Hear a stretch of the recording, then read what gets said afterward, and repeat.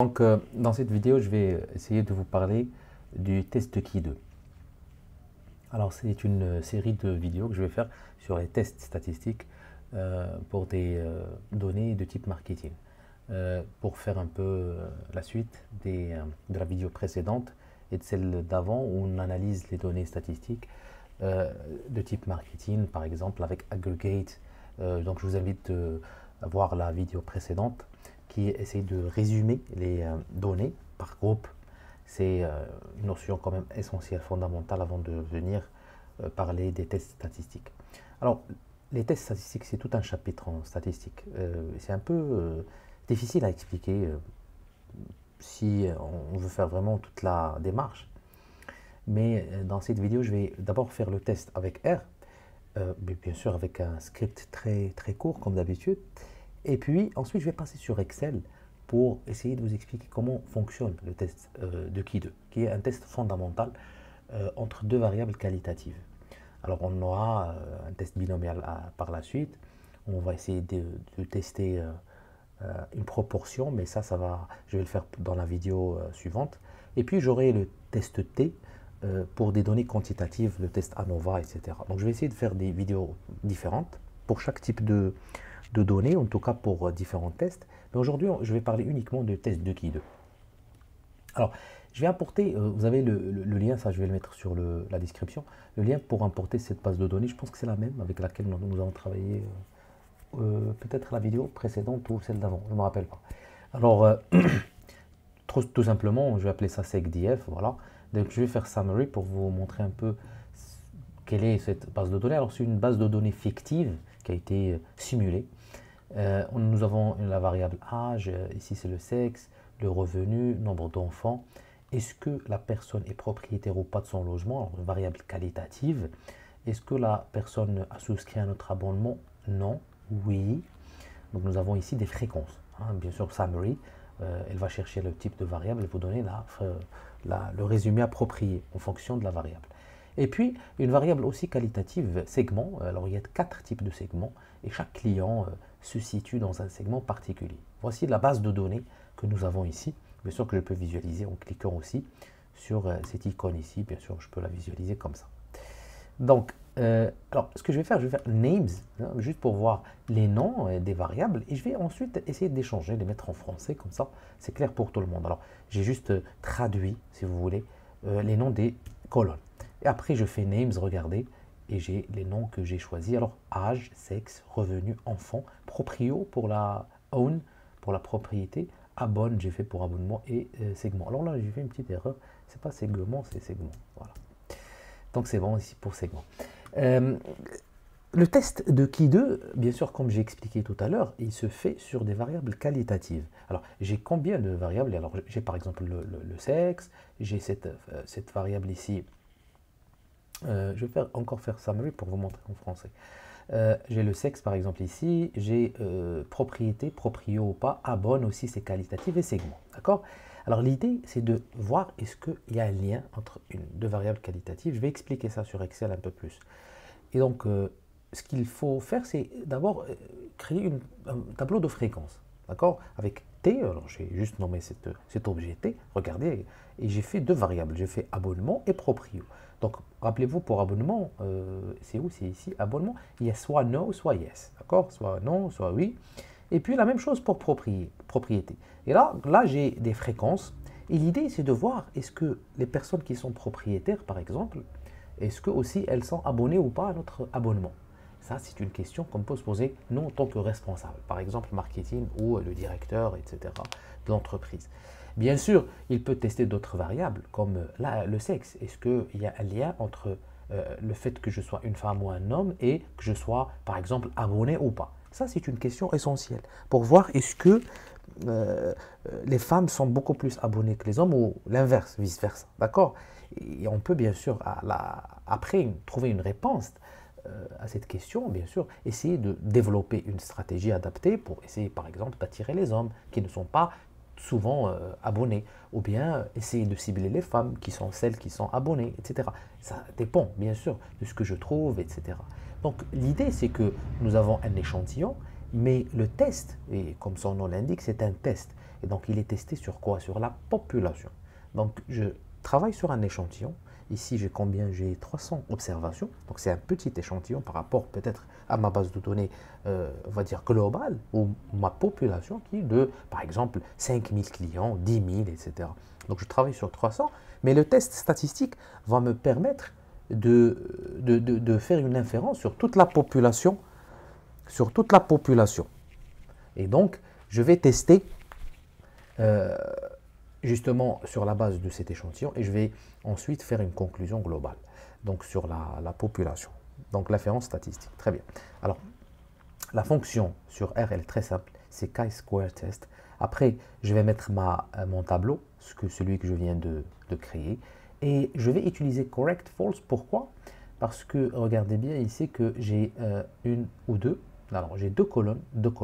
Généralement, lorsqu'on a deux colonnes, il est préférable de corriger. Alors, il corrige automatiquement, R va corriger automatiquement. Donc, regardez, il va me donner ici un test statistique avec ce qu'il appelle Yates Continuity Correction.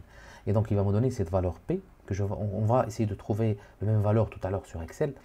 Mais l'idée, c'est que la règle que j'ai toujours dite, c'est que si c'est inférieur à 0,05, ce n'est pas, on ne va pas rejeter l'hypothèse nulle. Et donc, on va dire que dans ce cas, il n'y a pas de lien entre les deux variables. D'accord? Et donc, pourquoi j'ai fait correct? Parce que, comme j'ai dit, le résultat que nous allons trouver sur Excel ne va pas être celui-là exactement, cette valeur P. Il va être une valeur P qui va être corrigée, qui ne va pas être corrigée. Par contre, ici, il a déjà corrigé, donc c'est pour ça que je vais mettre correct, false, pour ne pas corriger, pour dire à R ne pas corriger la valeur du test. Et regardez, il va me donner une valeur P qui est différente de celle que nous avons obtenue avant. D'accord? Et c'est cette deuxième valeur que nous allons trouver sur Excel, parce que sur Excel, nous n'avons pas la possibilité de corriger. D'accord? Et c'est un peu compliqué quand même de le faire manuellement. Donc, voilà le résultat. Donc, nous avons obtenu un test statistique. Maintenant, je vais essayer de vous expliquer toute la démarche sur Excel. Et c'est pour ça que je vais passer sur Excel. Alors, j'ai repris exactement les mêmes données. Probabilité observée, on appelle ça, parce qu'on a observé ces chiffres. Rappelez-vous, c'est un échantillon de 300 personnes. Et donc, nous avons vraiment observé. Alors, voici les deux modalités pour cette variable d'abonnement, les deux modalités pour la variable de propriété. Très bien. Alors, la question marketing qui nous a poussé à faire cette étude, c'est quoi? Y a-t-il un lien entre l'abonnement du client et son statut de propriété? Très bien. Donc ça, c'est une question de type corrélation. C'est comme si on avait deux variables quantitatives et nous souhaitons voir est-ce qu'il y a un lien entre X et Y. C'est la même chose, on a déjà vu ça sur plusieurs vidéos. La corrélation, qui est une notion fondamentale bien sûr en statistique, on est en train de faire la même chose. Mais ici, on est en train d'étudier cette corrélation entre deux variables qui sont qualitatives, de nature qualitative. Donc, c'est pour ça qu'on ne peut pas utiliser R, bien sûr. Alors, la procédure du test d'hypothèse, alors je vais essayer d'expliquer ça aujourd'hui, mais je ne vais pas le faire après parce que c'est la même procédure que nous adoptons en général pour tous les tests statistiques. L'étape 1, c'est de formuler ce qu'on appelle H0, H1. Ça veut dire qu'on va élaborer deux hypothèses. La première hypothèse, on appelle ça H0, c'est l'hypothèse nulle. Nulle, ça veut dire tout simplement celle de départ. Alors, dans le cas du test de Key-2, entre deux variables qualitatives, bien sûr, quelle est notre hypothèse de départ? C'est qu'il n'y a pas de lien entre les deux variables. Alors, c'est cette hypothèse qu'on adopte lorsqu'on teste deux variables qualitatives. On suppose qu'il n'y a pas de lien entre les deux variables. Et bien sûr, une hypothèse qu'on appelle alternative, c'est H1, c'est-à-dire alternative à quoi? À l'hypothèse nulle. C'est que les deux variables sont liées, bien sûr. Donc, elles sont corrélées. D'accord? Ici, l'abonnement et la propriété. Voilà. Donc, formuler H0 et H1, c'est l'étape première. Bien sûr, dans d'autres cas, on va voir que dans d'autres tests, on va utiliser d'autres types d'hypothèses. Mais dans le cas de deux variables qualitatives, on va toujours partir de rien, dire qu'il n'y a pas de lien entre les deux variables, elles sont indépendantes, pour passer à H1 qui bien sûr, correspond à l'inverse de H0. Donc, voici la première étape. On appelle ça, bien sûr, la formulation des hypothèses. Ensuite, l'étape 2, c'est de choisir le test approprié. Bien sûr, le test approprié ici, dans notre cas, c'est le Key-2. Pourquoi? Parce qu'on a deux variables qualitatives. Bien sûr, si on avait d'autres types de variables, on allait, bien sûr, toujours formuler H0, H1, mais on allait utiliser un autre test. Très bien. Ensuite, on passe à alpha. Alors alpha, c'est quoi? C'est, comme j'ai dit, pour faire, on va dire simple, alpha, c'est dans combien de cas je suis prêt à ne pas, à me tromper, on va dire. Et donc, si je dis 5%, ça veut dire que sur 100 échantillons, hein, on est en train de faire une inférence. On ne parle pas d'individus. Donc, sur 100 personnes, 100 échantillons, dans 5% des cas, je peux assumer une erreur. C'est-à-dire, je fais une erreur d'inférence statistique. Et dans 95% des cas, je ne fais pas ça. Donc c'est pour cela qu'on se base sur cette valeur de probabilité pour dire que ce n'est pas grave, hein, autrement dit, ce n'est pas grave si je fais dans 5% des cas des erreurs. Mais j'assume ma responsabilité sur le reste des échantillons. Ensuite, on va calculer le test. Alors nous, on va le calculer manuellement, hein, ici, avec Excel. Et on va essayer de comparer avec R. Parce que R, bien sûr, il fait beaucoup de choses qu'on n'arrive pas à voir. Et donc, ça serait quand même bien. Et je pense que c'est fondamental parce que c'est un test quand même qui est essentiel. Ensuite, on va comparer la probabilité avec alpha. Alors, on va comparer la probabilité qu'on va obtenir avec le test avec ce 5%. Si elle est supérieure, regardez ici, bon, je n'ai pas mis ça. Il y a deux possibilités. Alors, on peut comparer avec alpha ou bien on peut comparer ce qu'on appelle la valeur critique. Alors, je vais calculer tout à l'heure la valeur critique avec ce qu'on appelle les degrés de liberté. Alors, les degrés de liberté, c'est toujours n-1, hein, c'est-à-dire la taille de l'échantillon moins 1. Mais dans le cas de deux variables qualitatives, pour un test de Ki2, c'est toujours ici le nombre de colonnes moins 1 multiplié par le nombre de lignes moins 1. Regardez, on a deux colonnes moins 1, ça fait 1. 2 lignes moins 1, ça fait 1. 1 fois 1, ça fait 1. Donc on a un degré de liberté. Et le degré de liberté correspond brièvement, encore une fois, simplement, parce que c'est un autre concept statistique, correspond à combien je peux, si vous voulez, combien je peux donner en termes de liberté pour pouvoir faire mon test. D'accord? Et dans ce cas, si on connaît deux colonnes, d'accord, et qu'on a une ligne, on peut ne pas utiliser celle-là. C'est ça ce que ça veut dire, hein, finalement. Parce que, bien sûr, si j'ai le total, je peux assumer, je peux considérer, je peux trouver plutôt les valeurs qui ne sont pas à ma portée lorsque je fais un degré de liberté. Donc, ensuite, on va rejeter ou ne pas rejeter H0. Là, on s'intéresse toujours à H0. D'accord? On va dire que si la valeur P que je trouve, la valeur de la probabilité, grâce au test, elle est supérieure à alpha, je ne peux pas rejeter H0. C'est-à-dire que je vais, autrement dit, accepter H0. Et rappelez-vous, c'est quoi H0? Pas de lien entre les deux variables. Si par contre P est inférieur à alpha, c'est-à-dire ma probabilité que je trouve avec le test est inférieure à 0,05, qui est 5%, à ce moment-là, je vais rejeter H0 et je vais accepter H1, d'accord, qui est les deux variables sont liées. Donc, c'est comme ça qu'on analyse en général tout le temps les tests d'hypothèse. On suit ces 5, si vous voulez, étapes. Donc, on peut essayer de les étaler sur 6 ou 7, il n'y a pas de problème si on pousse un peu la réflexion. Mais globalement, ce sont les étapes qu'on suit pour faire un test d'hypothèse. Alors, je passe maintenant au test de Ki2. Bon, Ki2, ça s'écrit comme ça, en lettres grecques. Alors, c'est sigma, hein, la somme de quoi? De les fréquences observées moins fréquence espérée au carré divisé par fréquence espérée. Alors je vais faire ça pour chaque fréquence et je fais le carré et je divise et ensuite je vais faire la somme parce que j'ai un sigma. Alors c'est quoi fréquence observée, fréquence espérée? Alors regardez, j'ai mis ici observée. Ça veut dire ce sont ces fréquences ici que j'ai ici qui sont observées. Alors quelles sont les fréquences espérées ou bien on va dire théoriques? Des fois on dit théoriques. Alors je vais les calculer juste après dans la feuille suivante. Valeur critique, j'ai parlé de ça tout à l'heure ici. Il faut faire attention, valeur critique avec degré de liberté. Je vais vous montrer ce que ça veut dire. Alors, la loi de Ki2, c'est une loi de probabilité. Et tout simplement, elle a une forme comme ça, étalée à droite. Donc la concentration de la probabilité se trouve sur le côté gauche. Et les valeurs qui sont éloignées si vous voulez, de la moyenne, du centre, elles ont beaucoup moins de chances de se produire. Donc, elle a cette forme qui est étalée vers la droite et elle correspond généralement à calculer des probabilités pour les distances. Alors, on s'intéresse souvent à une distance par rapport à un centre ou par rapport à un point donné et on va essayer de voir quelle est la probabilité que ce point, par exemple, peut se produire. C'est généralement pour ce type de choses qu'on va utiliser une loi de Ki2. Alors, la valeur critique, c'est celle-là, hein. J'ai trouvé cette image en anglais, mais je trouve que c'est très clair. C'est-à-dire que si on choisit une valeur critique grâce au degré de liberté que nous avons, on va voir et on va calculer cette valeur critique.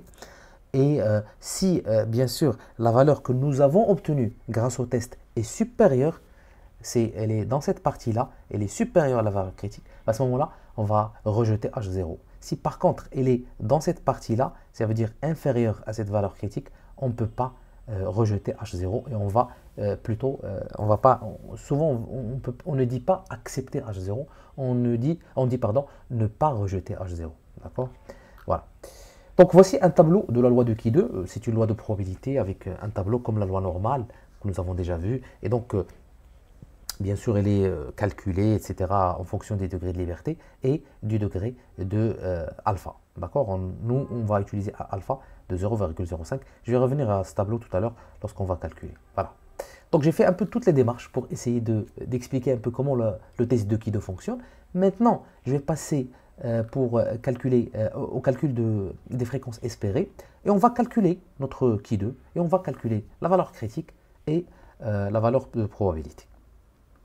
Donc, regardez, dans cette feuille, j'ai repris encore une fois les mêmes données. Et donc, j'ai mes probabilités observées et j'ai les différentes fréquences que j'ai montrées tout à l'heure.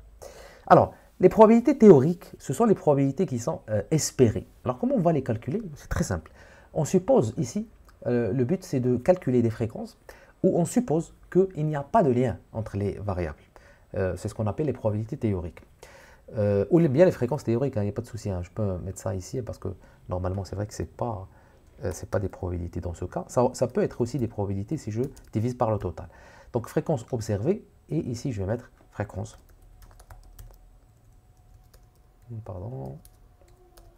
Fréquence théorique. Alors, s'il n'y a pas de lien entre les variables, alors on va tout simplement essayer de chercher à chaque fois le croisement. Alors 137, elle est au croisement de ce total, de pas abonnement et de quoi? De pas proprio. Alors, regardez, je vais mettre ça multiplié par ça et puis divisé par le total qui est de 300. Alors, s'il n'y a pas de lien entre les variables, j'aurai 137,8, tout simplement. Et regardez bien, c'est pas très loin de 137. Donc, on voit déjà qu'il n'y a pas vraiment de décalage entre une fréquence qui a été observée et une fréquence qui a été théorique, dans le cas de pas de lien entre les variables. Alors, je vais faire la même chose pour... je pense que je peux faire ça. Non. Alors, ensuite, je vais prendre le total ici, que je vais multiplier par le total de ça, et diviser par le total global. D'accord? J'aurai ici ma fréquence qui est théorique. Ensuite, je vais faire la même chose. Alors, 22, c'est au croisement de 159 fois 40, divisé par 300. Et puis, dernière fréquence, 141 multiplié par 40 divisé par 300. Regardez, donc on va essayer de comparer rapidement. 137, 137,8, 123, 122,2, 22, 21,2 et 18, 18,8. Alors qu'est-ce que je vois? Je vois très bien qu'il n'y a pas de décalage vraiment parce que, rappelez-vous, le test de Ki2 va calculer la distance entre une fréquence qui a été observée et une fréquence qui est théorique, faire ça au carré et diviser par la fréquence théorique, hein, n'est-ce pas? Et faire la somme de tout ça. Je vois très bien qu'il n'y a pas vraiment de décalage, donc on va trouver que le test n'est pas significatif. On va vérifier ça quand même avec la formule. Alors, ça, je l'ai fait alors, juste pour montrer. Alors, regardez, 137 moins 137,8 au carré divisé par G3. On fait le carré pour ne pas obtenir des valeurs, bien sûr, qui sont négatives, parce que l'objectif, c'est de calculer l'écart. Donc, qu'il soit positif ou négatif, peu importe. Alors, je vais faire la même chose ici. Alors, ici, je crois que je peux faire ça parce que... je vais voir. Oui, alors je peux faire ça tout à fait. Alors, je vais faire juste comme ça, et puis comme ça. Alors, en fait, ce qu'il est en train de faire, il est en train de faire la même chose. Donc, regardez, voici le test de Ki2 que j'obtiens. Alors, c'est une valeur qui correspond juste à la somme de toutes ces distances au carré. Regardez, j'ai juste calculé le test de Ki2. Voilà. Donc f observé moins f espéré au carré divisé par f espéré. Et vers la fin, on va faire la somme de tout ça pour obtenir la valeur de qui2. Alors, voici la valeur de qui2. Très bien. Alors, on va calculer la valeur P. Alors, le R, rappelez-vous, il donne une valeur qui est P, une valeur de probabilité. Alors, la valeur de probabilité, j'ai ici la formule, c'est juste, vous allez mettre sur Excel, equal chi-square test, et puis test de qui2, et puis après, regardez, je vais mettre ça, test, alors, moi aussi j'ai en anglais, mais en français, ça doit être juste une traduction, et pas de souci. Chi-square test, je pense, pardon.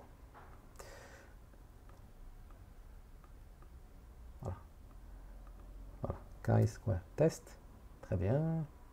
Et puis après, il vous donne les données actuelles, c'est-à-dire observées. Regardez, ces mots données observées sont là. Et puis, il vous demande pardon, les données qui sont espérées. Donc, on est obligé sur Excel de calculer ces données espérées, malheureusement, pour obtenir le test de... alors ici, ce qu'il me donne, c'est la valeur P. La valeur P, c'est 0,78. Regardez si je reviens sur R, 0,7854. C'est exactement la même valeur que nous avons obtenue avec le test de qui2 0,0741. Regardez, 0,0741 et valeur de p-value, c'est ça. D'accord? Très bien. Ensuite, on peut obtenir aussi une valeur critique. Alors, pour obtenir une valeur critique, on va utiliser cette formule, chi-square test inversé, d'accord? Et puis, on va lui donner la valeur P. La valeur P que nous avons obtenue, c'est celle-là, avec 1 degré de liberté. Alors, degré of freedom, ça veut dire degré de liberté. Rappelez-vous, j'ai dit c'est 2 moins 1 fois 2 moins 1. Pourquoi? Parce qu'on a deux colonnes de lignes. Donc 2 moins 1, ça fait 1 fois 1, ça fait 1. Donc on a 1 degré de liberté dans ce cas. Et on va calculer, si on veut revenir, bien sûr, au test de qui2, à partir de la valeur P. D'accord? Très bien. Donc on a calculé la valeur P et on a calculé le test de qui2. Alors, si je passe maintenant au tableau, pour 1 degré de liberté, avec 0,05, regardez, voici la valeur critique, 3,84. D'accord? On va calculer ça avec Excel aussi. Mais ça, c'est déjà calculé sur les tableaux. Et on va comparer cette valeur de 3,84 avec la valeur que nous avons, bien sûr, nous obtenue. On a obtenu 0,07. On voit très bien qu'elle est inférieure à 3,84. Et si je reviens ici, regardez, on a une valeur critique qui est de 3,84. Mais nous, notre valeur, elle est vraiment inférieure. Donc, on est dans cette R, dans cette densité qui correspond à ne pas rejeter l'hypothèse H0. Et rappelez-vous, c'est quoi H0? S'il n'y a pas de lien entre les deux variables. Donc, si on ne peut pas rejeter H0, ça veut dire quoi? Ça veut dire qu'il n'y a pas de lien entre les deux variables. Et on voit très très bien sûr, grâce au tableau que j'ai calculé tout à l'heure, que les distances entre les valeurs qui sont observées et les valeurs qui sont théoriques n'est pas vraiment une distance qui est grande. Et bien sûr, si le test de qui2 on va dire, il est petit, il est minime, ça veut dire qu'il n'y a pas de distance, bien sûr, entre les fréquences observées et fréquences théoriques. Et donc, on peut conclure que, bien sûr, il n'y a pas de lien entre les deux variables, bien sûr. Alors, voici la valeur critique qu'on va calculer. Alors, chi-square inverted, encore une fois RT, mais là, on va mettre 0,05, d'accord? Parce que c'est notre alpha qu'on a choisi. Bien sûr, si c'était 0,01, c'est autre chose, on va obtenir une autre valeur. Et donc, voici la valeur exacte, la valeur exacte de la valeur critique. Ici, bien sûr, elle est arrondie à 2 décimales. Donc, je pense que j'ai fait le tour. Si je veux obtenir la même valeur avec R, je dois absolument faire correct equal false. Parce que, comme j'ai dit, il ne corrige pas, Excel ne corrige pas cette valeur. Et d'ailleurs, le calcul manuel, on ne va pas corriger la valeur, donc on va obtenir cette valeur-là. Par contre, si je ne mets pas correct false, et je vais obtenir une autre valeur. Mais bien sûr, dans les deux cas, qu'est-ce que je vois? Je vois que la p-value, la valeur de probabilité, est toujours supérieure à 0,05 et que dans les deux cas, on ne va pas, bien sûr, accepter, on va plutôt ne pas rejeter H0, c'est-à-dire dire que les deux variables ne sont pas liées l'une à l'autre. Voilà. Très bien. Donc voilà, j'ai fait le tour. Dans la vidéo suivante, je vais essayer de parler du test binomial pour ensuite parler des tests T.